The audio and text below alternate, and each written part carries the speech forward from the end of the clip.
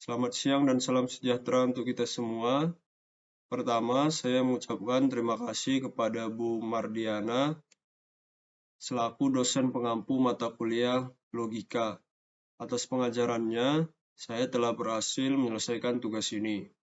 Kemudian izin memperkenalkan diri, nama saya Andes Potipera Sitepu dengan NPM 221506180.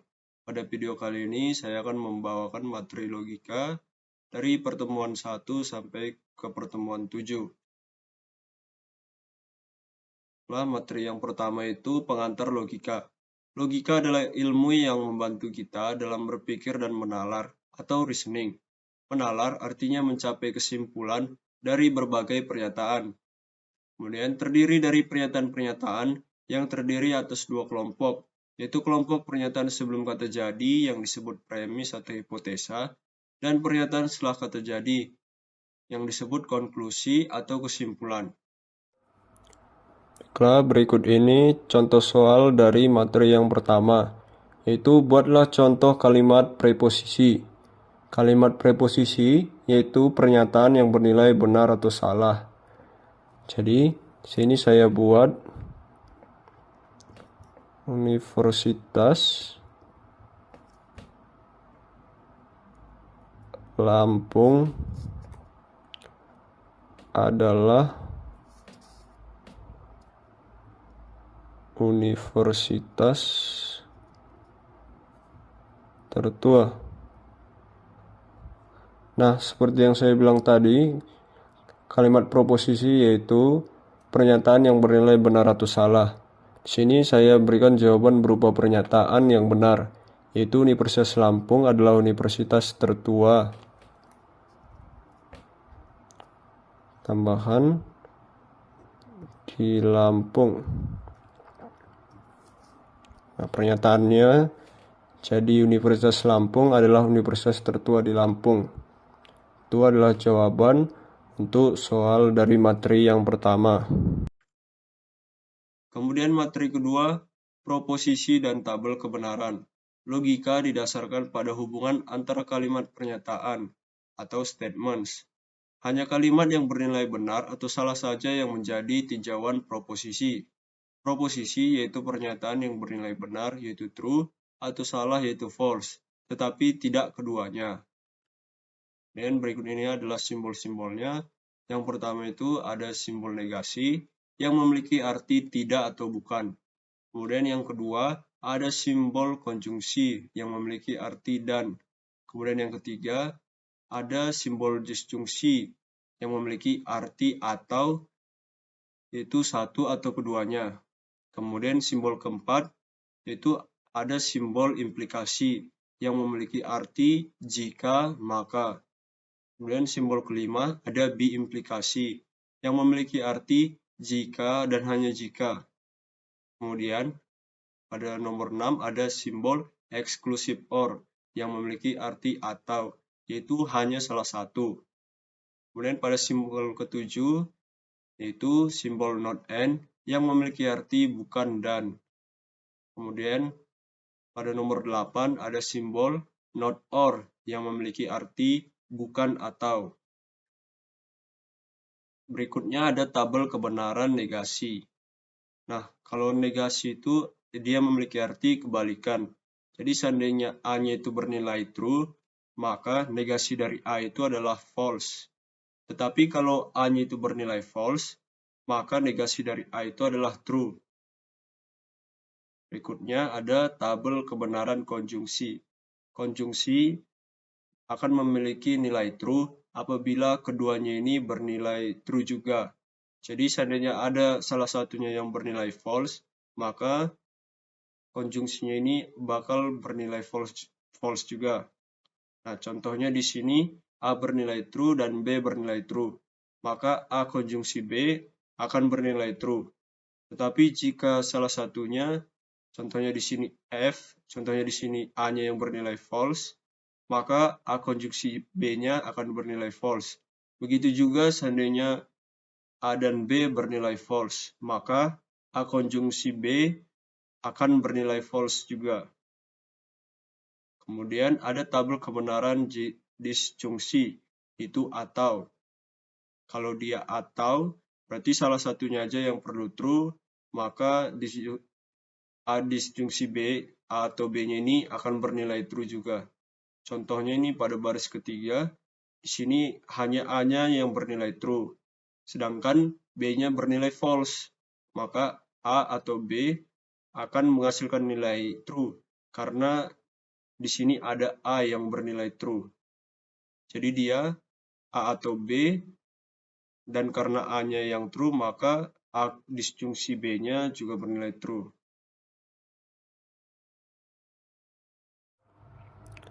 Kemudian yang selanjutnya, contoh soal untuk materi yang kedua, yaitu proposisi dan tabel kebenaran.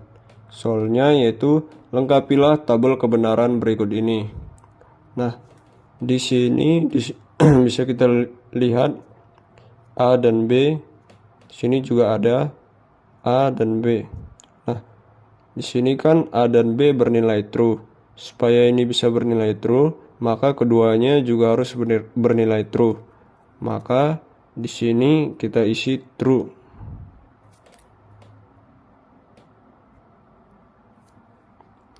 Kemudian di sini bisa kita lihat A dan B bernilai false.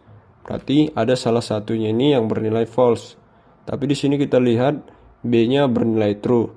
Maka bisa kita simpulkan kalau A-nya itu bernilai false. Nah, berikutnya itu di sini kita lihat A bernilai false dan B-nya juga bernilai false. Maka A dan B itu bernilai false. Kemudian di sini kita lihat A-nya bernilai true dan B-nya bernilai false. Maka A dan B, karena B-nya itu bernilai false, maka A dan B bernilai false juga. Nah, berikut ini adalah tabel kebenaran yang telah lengkap. Kemudian materi ketiga ada proposisi majemuk. Ada 4 macam proposisi majemuk. Yang pertama konjungsi atau conjunction, yaitu P dan Q. Notasinya P konjungsi Q. Kemudian yang kedua disjungsi atau disjunction, P atau Q. Notasinya P atau Q. Kemudian ada ingkaran atau negasi dari P, tidak P, maka notasinya negasi P. Kemudian yang keempat ada disjungsi eksklusif, P atau Q, tetapi bukan keduanya, maka notasinya P eksklusif or Q. Yang selanjutnya itu soal untuk materi yang ketiga, yaitu proposisi majemuk. Soalnya itu P, yaitu Dono main bola supaya sehat, dan Q, Denny main basket supaya sehat. Pernyataan proposisi dengan ekspresi logika P dan Q adalah, nah karena di sini dia menggunakan dan, berarti keduanya ini kita gabungkan juga dengan menggunakan dan. Jadi berikut ini jawabannya.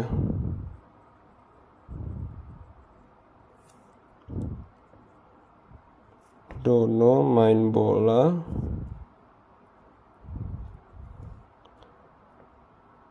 dan Denny main basket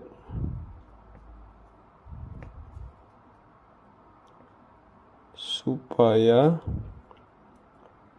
sehat. Nah, jadi jawabannya itu Dono main bola dan Denny main basket supaya sehat. Kemudian materi keempat yaitu penarikan kesimpulan. Berikut ini adalah rumus-rumus yang sering dipakai pada penarikan kesimpulan. Yang pertama ada modus ponen. Premis satunya P maka Q, dan premis keduanya P, maka kesimpulannya adalah Q.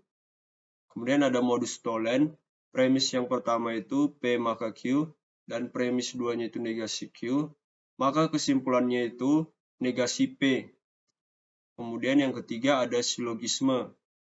Premis yang pertamanya adalah P maka Q, premis keduanya Q maka R, maka kesimpulannya P maka R. Nah, yang berikutnya itu materi keempat, yaitu penarikan kesimpulan. Berikut ini soalnya. Buatlah penarikan kesimpulan dari premis berikut. Jika Bono rajin belajar, maka ia naik kelas. Kemudian premis berikutnya, Bono rajin belajar. Nah, sini saya buat jawabannya ya.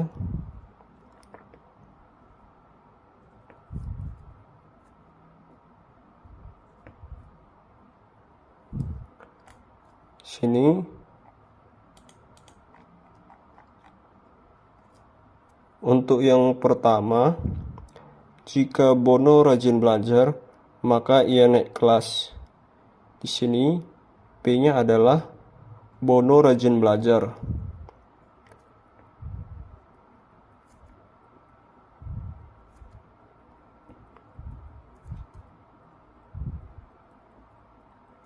Sedangkan Q-nya ia naik kelas. Berarti Bono naik kelas.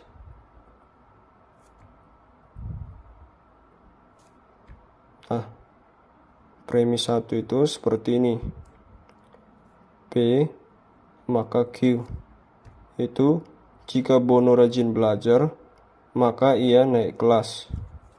Kemudian premis yang kedua itu yaitu P. Bono rajin belajar. Maka dari sini bisa kita tarik kesimpulannya yaitu Q.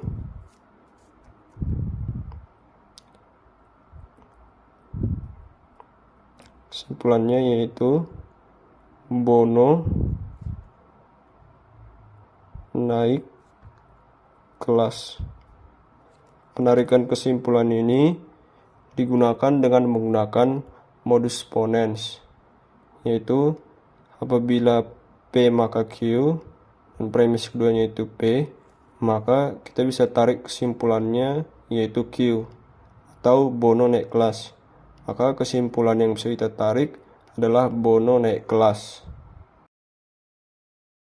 Kemudian materi kelima, tautologi dan ekivalensi. Tautologi adalah proposisi majemuk yang selalu mempunyai nilai kebenaran, yaitu benar, untuk setiap nilai kebenaran variabelnya. Kontradiksi adalah proposisi majemuk yang selalu mempunyai nilai kebenaran, yaitu salah, untuk setiap nilai variabelnya. Kontingensi adalah proposisi majemuk yang mempunyai nilai kebenaran, benar dan salah. Ekuivalensi logis, jika dua buah ekspresi logika adalah tautologi, maka kedua buah ekspresi logika ekuivalen secara logis. Demikian juga jika kontradiksi dalam kontingensi, jika nilai true atau false pada tabel kebenaran dalam urutan yang sama, maka tetap disebut ekuivalen secara logis. Nah, untuk materi yang berikutnya, yaitu tautologi dan ekivalensi, berikut ini adalah contoh soalnya. Buktikan ekivalensi berikut ini dengan tabel, itu negasi dari dalam kurung P maka Q ekivalen dengan P dan negasi Q. Jadi pertama-tama saya akan buat dulu tabelnya. Nah, jadi berikut ini sudah saya buat tabelnya. Dari sini bisa kita lihat hasil dari rangkaian logika berikut ini. Nah, di sini negasi dari P maka Q memiliki nilai yang sama dengan P dan negasi Q. Nah, di sini P-nya bernilai true dan Q-nya bernilai true, maka akan menghasilkan negasi P maka Q yang bernilai false dan P dan negasi Q yang juga bernilai false. Untuk di sini apabila P-nya bernilai true dan Q-nya bernilai false, maka akan menghasilkan negasi P maka Q yang bernilai true dan P dan negasi Q yang bernilai true juga. Begitu juga untuk seterusnya. P yang bernilai false dan Q yang bernilai true, keduanya menghasilkan false, dan P bernilai false dan Q bernilai false, keduanya juga menghasilkan false.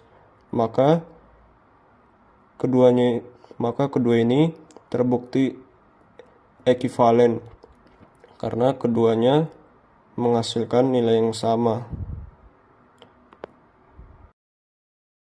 Kemudian pada materi ke-6, penyederhanaan dan strategi pembalikan dan ekivalensi.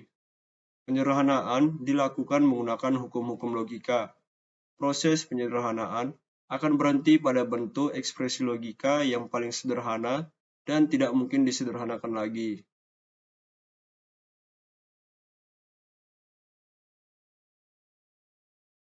Kemudian perangkai implikasi dan biimplikasi dapat diganti dengan perangkai dasar, yaitu AND, OR, dan negasi. Kemudian yang berikutnya itu ada hukum-hukumnya. Yang pertama itu hukum komutatif, yaitu A dan B setara dengan B atau A. Yang selanjutnya A atau B setara dengan B atau A. Kemudian hukum asosiatif, A dan B di dalam kurung dan C setara dengan A dan B dan C di dalam kurung. Kemudian A atau B di dalam kurung atau C setara dengan A atau B atau C di dalam kurung. Kemudian ada hukum distributif, yaitu A dan B atau C di dalam kurung setara dengan A dan B di dalam kurung atau A dan C di dalam kurung. A atau B dan C di dalam kurung setara dengan A atau B di dalam kurung dan A atau C di dalam kurung. Kemudian ada hukum identitas, yaitu A dan 1 setara dengan A, dan A atau 0 setara dengan A. Kemudian ada hukum ikatan, yaitu A atau 1 setara dengan 1, dan A dan 0 setara dengan 0. Berikutnya ada hukum negasi, yaitu A atau negasi A setara dengan 1, dan A dan negasi A setara dengan 0. Kemudian ada hukum negasi ganda, yaitu negasi A dinegasikan, maka akan setara dengan A.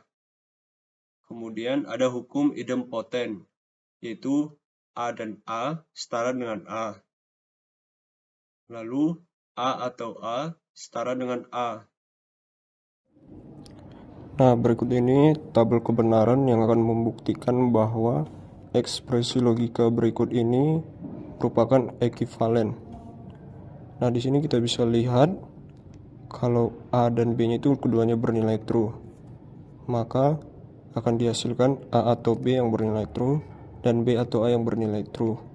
Nah, karena keduanya ini bernilai true, maka untuk yang bagian ini dia juga bernilai true, atau A atau B itu ekivalen dengan B atau A bernilai true. Nah, begitu juga untuk yang di bawahnya. Yang di bawahnya keduanya juga bernilai true, maka A atau B ekivalen dengan B atau A juga bernilai true. Begitu juga dengan yang ke bawahnya. Nah, di sini ini juga bernilai true. T. Karena di sini dia bernilai false dan di sini juga bernilai false. Karena nilai keduanya ini sama, maka A atau B ekivalen dengan B atau A. Karena semuanya bernilai true, maka terbukti bahwa A atau B ekivalen dengan B atau A. Yang selanjutnya adalah materi ke-7, yaitu tableau semantik. Berikut ini adalah aturan-aturan dari tableau semantik. Yang pertama, A dan B akan menghasilkan percabangan AB. Kemudian aturan kedua, A atau B akan menghasilkan percabangan A atau B. Kemudian yang ketiga, A implikasi B akan menghasilkan percabangan negasi A atau B. Kemudian yang keempat, A, B implikasi B akan menghasilkan A dan B atau negasi A dan negasi B. Kemudian aturan kelima, negasi dari negasi A akan menghasilkan A. Kemudian yang keenam, negasi dari A dan B di dalam kurung akan menghasilkan percabangan negasi A atau negasi B. Kemudian yang ketujuh, negasi dari A atau B dalam kurung akan menghasilkan percabangan negasi A dan negasi B. Kemudian yang kedelapan, negasi dari A implikasi B akan menghasilkan percabangan A dan negasi B. Kemudian aturan ke-9, negasi dari A, B implikasi B akan menghasilkan percabangan A dan B implikasi B atau negasi A dan B. Kemudian yang ke-10, jika ada bentuk A dan negasinya, negasi A, dalam satu cabang maka terjadi ketidakkonsistenan pada cabang tersebut, dan cabang tersebut dinyatakan tertutup, dan cabang tersebut tidak dapat dikembangkan lagi. Hal ini disebabkan tidak mungkin A sama dengan T, dan cabangnya negasi A sama dengan T juga. Nah, jadi berikut ini contoh soal dari materi ke-7, yaitu tabel semantik. Soalnya adalah apakah dua buah ekspresi logika ini konsisten bersama-sama. Ekspresi logikanya adalah negasi A maka B dan negasi A atau B. Jadi berikut ini adalah pembahasannya.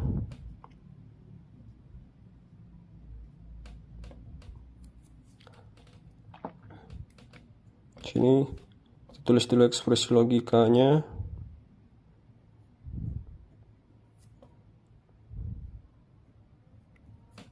Yang pertama, kemudian untuk yang kedua,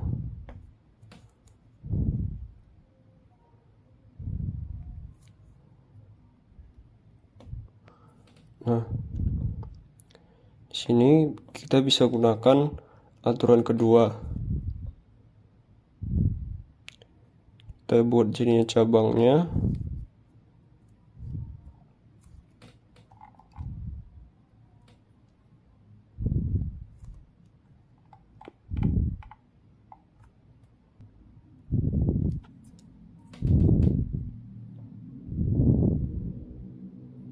Jadinya negasi A dan B. Yang kita gunakan itu aturan 2 pada ekspresi logika yang kedua juga. Nah, ini kita turunkan lagi. Sini kita gunakan aturan ke-8. Aturan ke-8 ini kita gunakan pada ekspresi logika yang pertama. Jadinya A dan juga A. Nah, di sini bisa kita tutup.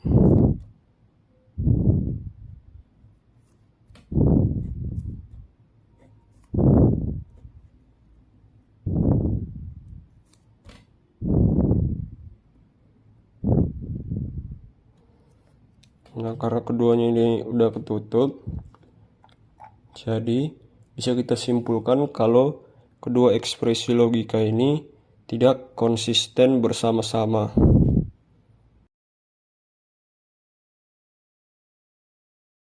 Itu saja untuk video saya. Sekian dan terima kasih.